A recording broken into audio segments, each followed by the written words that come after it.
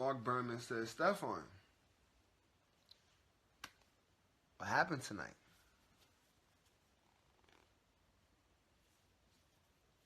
I said, we won. What do you mean what happened tonight? We won the game. We won. They was like, but you didn't play. I was like, I ain't played tonight. Tomorrow's another game. We play against Philly. We go down to Philly. Hopefully, I get my opportunity the next night. We got a nice win. We got a big win. This is huge for us to start the season off right. This is the home opener. That's what's up. And then I was smiling like that.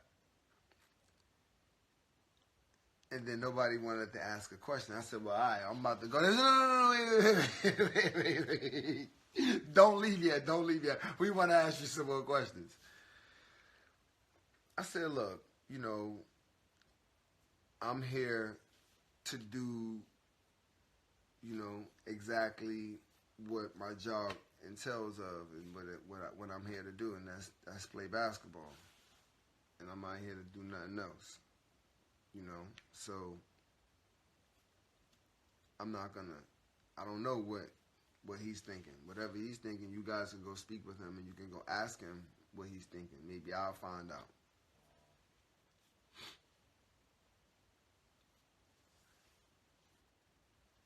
Cool, we leave, and now we go to Philadelphia. So we go to Philadelphia.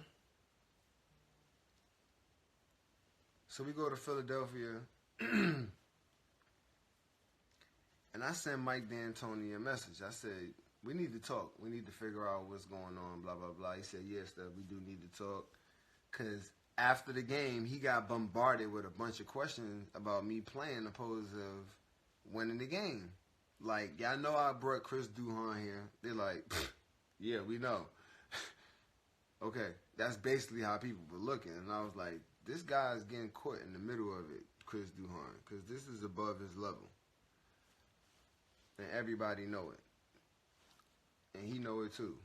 After he really knew, because he played minutes and he was like, man, I ain't trained like this. I ain't never trained to play 38 minutes every night. So Mike D'Antoni and I, we meet in Philadelphia.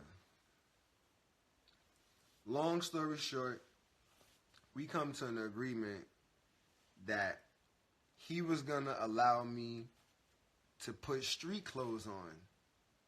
And if you remember during that time, after the Philadelphia game, if anybody remember, that second game, I got myself into street clothes. Mike D'Antoni didn't know that I didn't have, this is what happened. I had on street clothes, and I didn't have clothes to sit on the bench. So I would have had to sit in the locker room. He thought that I was going to be in the locker room. So what he did was, he put me on the injured list, thinking that I was going to be in the back room, sitting in the locker room. I called my homeboy up. I said, I got him. He about to put me in street clothes. Once he put me in street clothes, it's over with. He's not going to be able to put me back into a uniform. And he doesn't even know it. I text my man, I said, yo, go to my house, look inside my drawer, look inside my closet, and go get my suit and drive it to Philadelphia and bring it straight directly to the game. It was 4 o'clock. My man got there at 7:16. I put my clothes on, and I went and I sat on the bench. When he seen me walk out onto the court with a suit on, knowing that I told him that I didn't have a suit and that I only had street clothes, his whole plan got messed up. Because he was thinking Stephon didn't play last game. I'll show the imagery of him being mad and him wanting to go on the injury list because he didn't play one game. I said, you think you slick, huh? But you're not. So now I walk on the court and I got on street clothes, and now after the second game I'm on the injury list. And I'm not injured. Because he thought he was so smart with the I'm going to let the organization handle it the way how they want to handle it, and I'm going to answer all of these questions. He didn't want to answer all of those questions because they must have told him that I was going to be gone, but Dolan was not just giving me $20 million and let me walk. And I knew that. So what I did was I said, James Dolan is going to give me every penny. And I'll sit on this bench the whole year. They was like, you crazy. You know you got a contract next year. I mean, you're not going to have no, you don't got no contract. You're going to be a free agent. You're not going to be able to make no money. I said, I don't care. It's the principle about it. I said, I'll figure it out. That's what I'm going to do. You ain't going to do me like this on earth. Nah. Because if you do me like this, you're going to think you could do that to me, and then you're going to do it to somebody else, and that's not happening. You ain't going to violate me like that. This is why I'm sticking up for Carmelo right now. Because he's trying to do it again. And then he going to run and shy away from it. Be a man and say, look, he don't fit in our system and we want to go in another direction. We brought him here and now we don't want to keep him here. Keep it 100 and keep it like that. Don't do the whole song and dance. If you do it like that, he can respect it and the people can respect it. Don't make him the fall guy.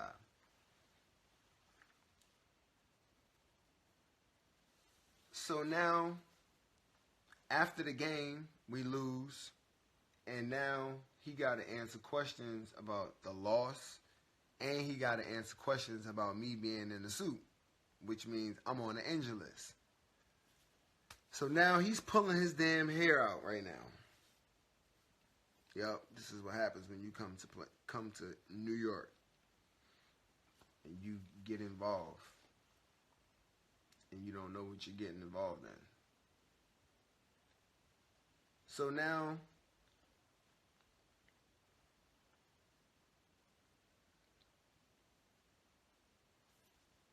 I'm not playing. And I'm so happy that I'm not playing because this guy is on some BS. So I already know how he going to be playing me and how everything is going to be looking. Because to going in and out, and you know, players, they know when you try, you can't even get in the rhythm. How you gonna get in the rhythm? You pulling me in and out of the game.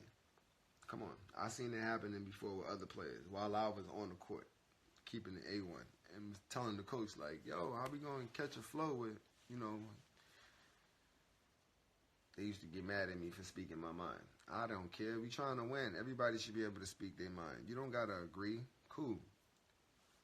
So now this guy is answering these questions about I'm not playing, blah, blah, blah, blah, blah. And now time is going on. Now I'm going to practice and I'm not practicing.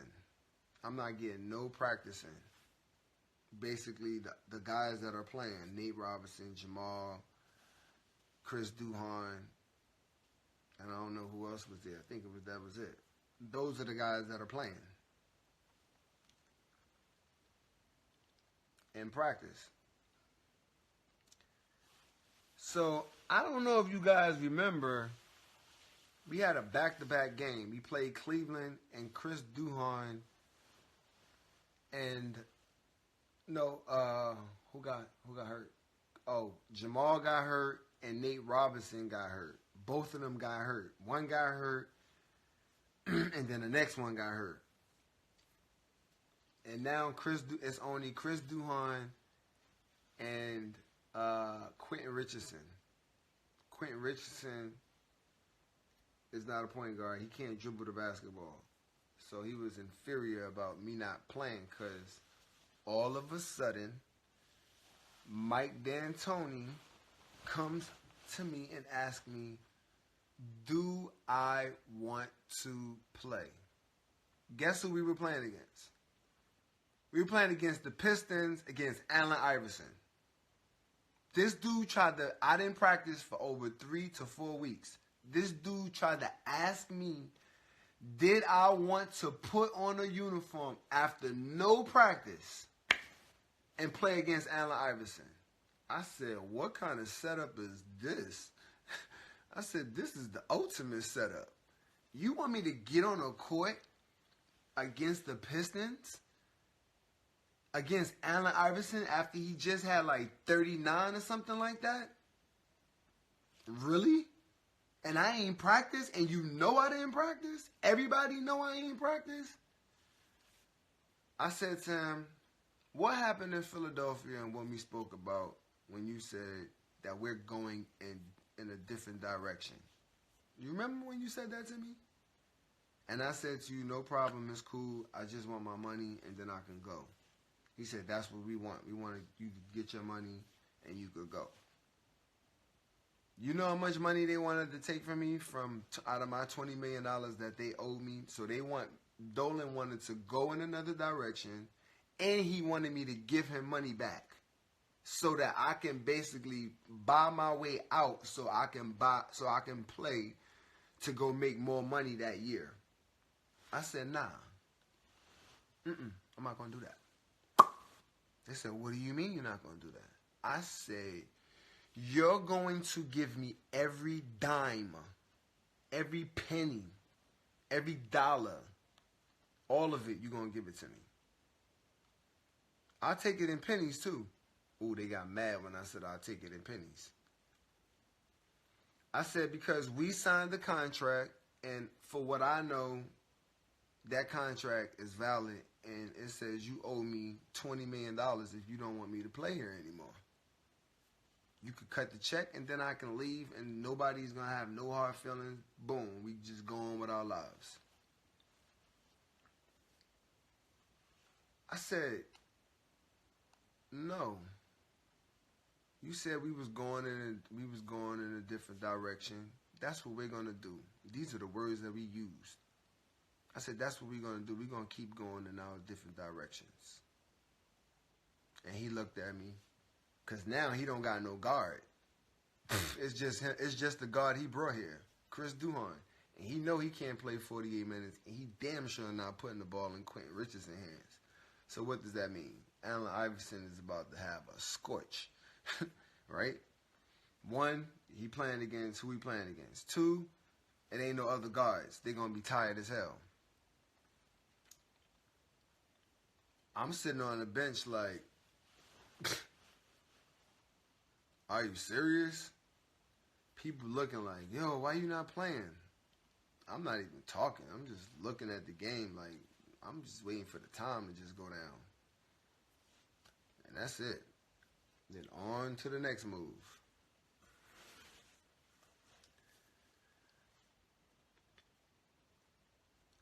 The next day, they give me a letter. They say I got fined. Donnie Walsh fines me $400,000 for refusing to play.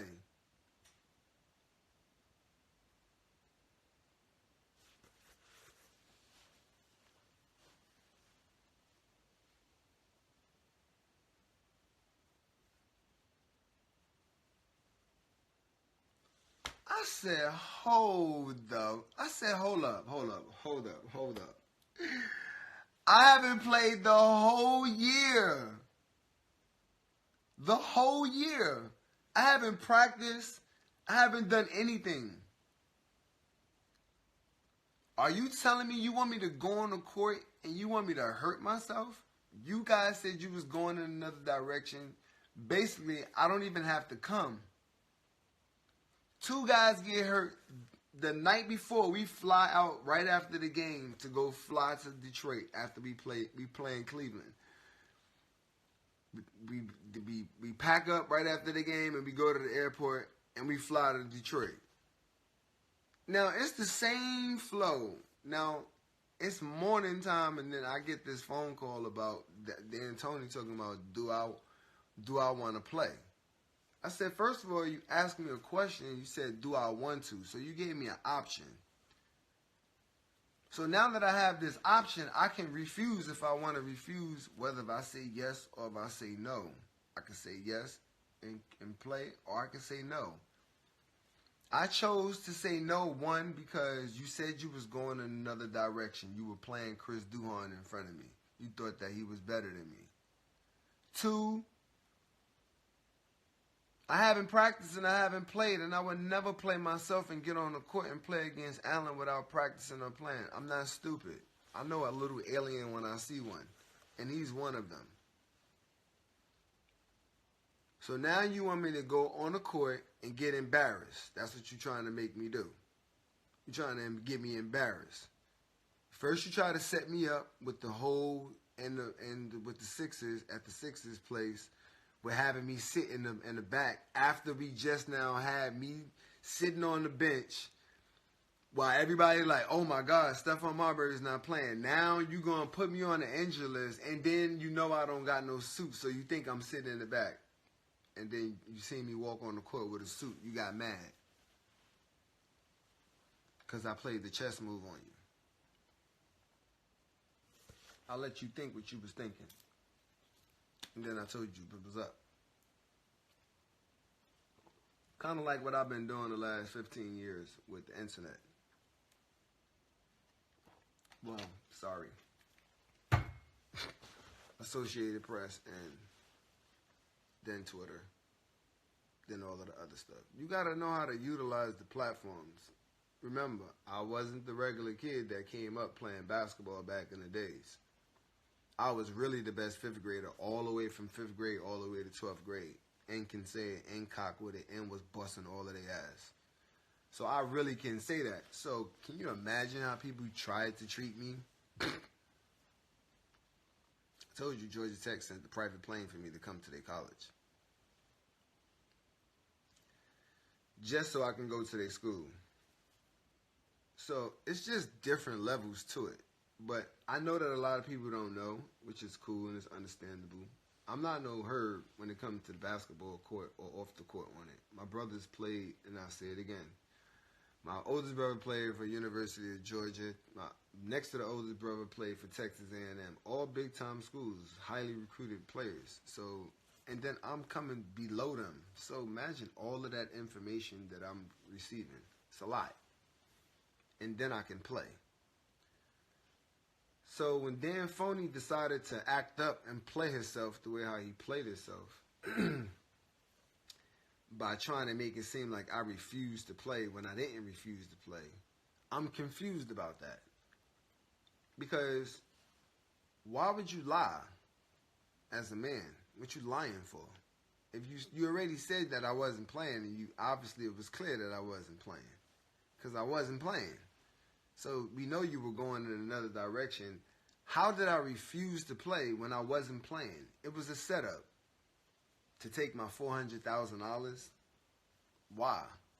What was the point? I don't get it. That's what they do. They go after your money. So when I didn't agree to do that, to play, I fly home and I'm suspended for a game. I'm like, I'm suspended? Huh? I haven't even been playing. I've been coming to the games in suits and ties the whole time from the second game. How is this possible? You just trying to take my money now? Oh, all right, cool. So I filed a grievance. I went to the Players Association and I filed a grievance. So now we got this whole thing going on. Now they're realizing, oh, he's really not playing. He's going to fight this.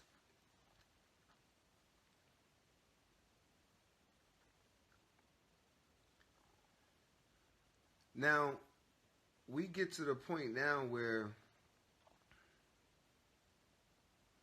we have to have a negotiation about my money, my $400,000, and about negotiating a buyout. So we get to this point.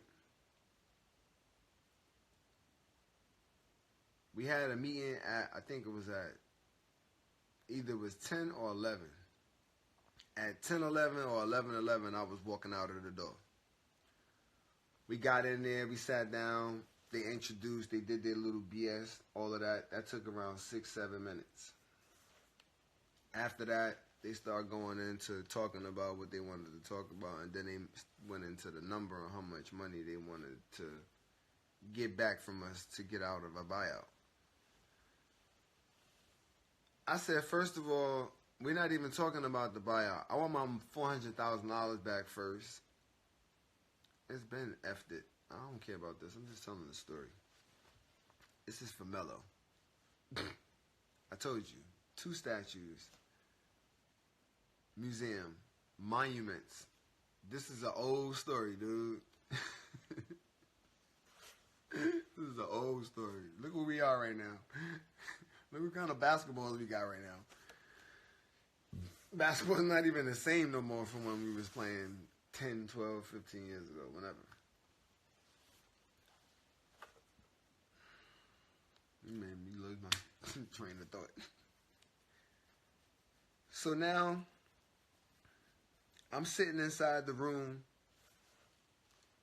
and I say to them, we're not even having no discussion about no buyout. We need to talk about my $400,000 that y'all took for no reason. So, oh, we're going to talk about that. We're going to include that into this. I said, no, the fuck we not going to include nothing into nothing. I said, this is what's going to happen. I said, y'all going to give me my $400,000 and y'all going to give me all my money and we're going to do a buyout. If y'all don't do a buyout, I'm going to sit here the whole year on this damn bench. That's what I'm going to do. And I walked out the room. The media was coming and I was leaving. They was like, what happened? They was like, oh, he came in here, he sat down and he left. I said, yeah, whatever.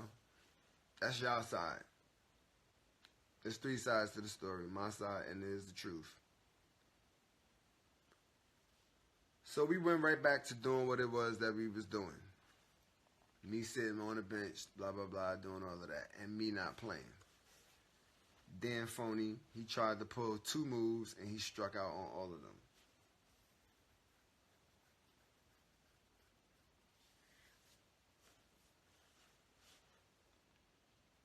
Fast forward, because I don't want to tell too much of the movie and of the book. We get to where we going. It's the last hour. This is where we are from the trade deadline. Now, if they don't make a move, now they're gonna have to keep me for the whole entire rest of the season, and this same thing is gonna go on. And they want $2 million, and they went from 5 to 2, and I said no. They said, Stephon, this is the last day on the deadline. Are you sure you want to go through this? I said, I came all the way to the deadline date. Do you really think I'm going back that way? They said, no, we don't think you're going to do that. I said, okay. So you could go back and tell their lawyers, whatever. 20 minutes before the deadline was about to end, all of a sudden, Boston called. We'll give Stephon the $2 million. Sure. Even exchange. They gave me $2 million, and the Knicks got their money, and I got my money. All of it. Every dime.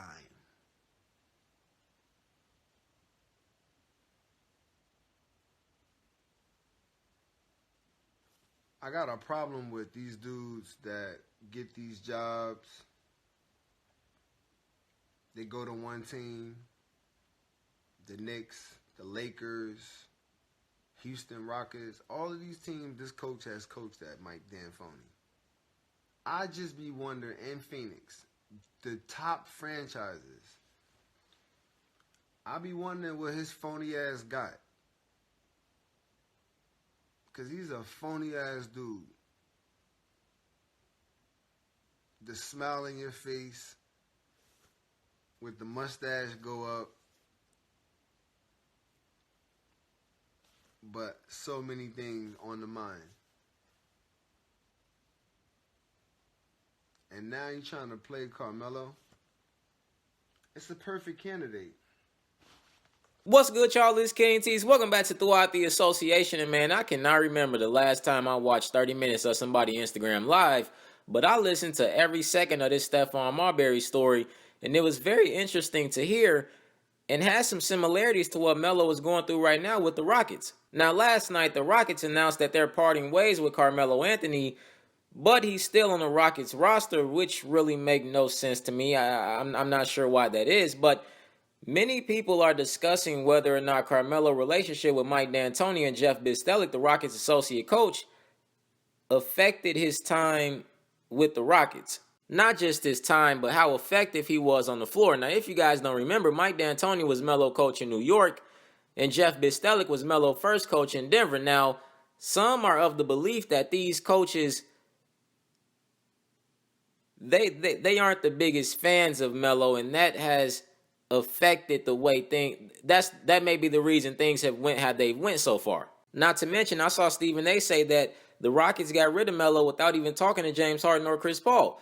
But without having a conversation with those two coaches, no one really knows. It's just up for debate. But it's interesting. But nonetheless, I'm glad to see Melo not with the Rockets anymore, even though he's still on the roster, which is confusing to me. But that was never a great fit to me. I know some of y'all just think Melo. Some of y'all think Melo is just trash. Now he's terrible. Sit him on the couch. But Melo can still be effective to me on the right roster. Melo needs to go to a team that can use his skill set. I would like to see Melo in Indiana, maybe San Antonio, the Trailblazers. There's a few teams that could use Carmelo's skill set, but he just got to find the right one, and he got to go in with the right mindset. But a lot of this does come down to the fact that Melo didn't take great care of his body, and he hasn't really made many adjustments to his game. But it is interesting to hear these stories about the coaches. What you guys think about this? And doubly subscribe.